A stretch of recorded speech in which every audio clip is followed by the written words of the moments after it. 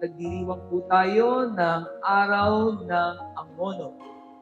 Ito ang pagkilala sa pagkakalikha sa Kanya bilang isang bayan. 85 years ago, sa pamamagitan ng banal na misa, tayo nagpapasalamat, nagpupuri sa ating Panginoong Diyos sa pagkilala sa ating bayan, ang bayan ng Angono. But let this celebration reminds us of who we are as a municipality.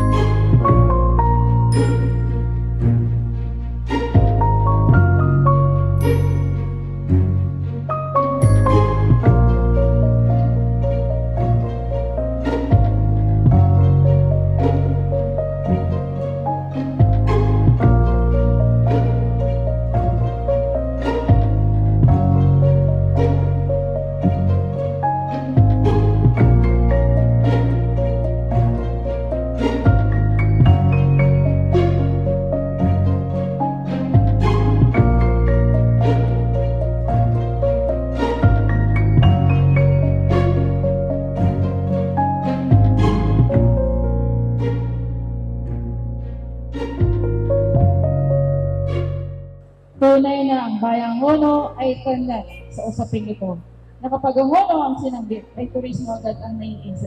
Sa higit 300,000 na mga bumibisita sa ating bayan taon-taon, ay napakalaking tulong po ito, hindi lamang sa pagpakilala ng ating bayan, kundi sa pagkakaroon na rin ng ating mga bagong restaurant, tindahan, ng mga souvenir items, mga delicacies, at marami pa pong iba. Sa patuloy na dinarayong Plantas Festival, kapistahan sa Clemente, kapistahan ni San Isidro, mga salubong at patuloy po kayo at syempre para saksihan ito.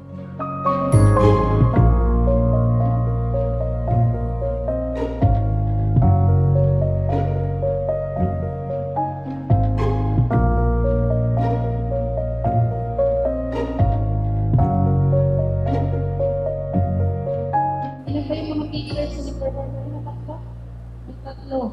At dahil doon, sa tatlong nag-perform kanina ng mga teachers, sabi ko, parang gusto ko bago magsimula ang school year, magkaroon tayo ng Teachers Got Talent.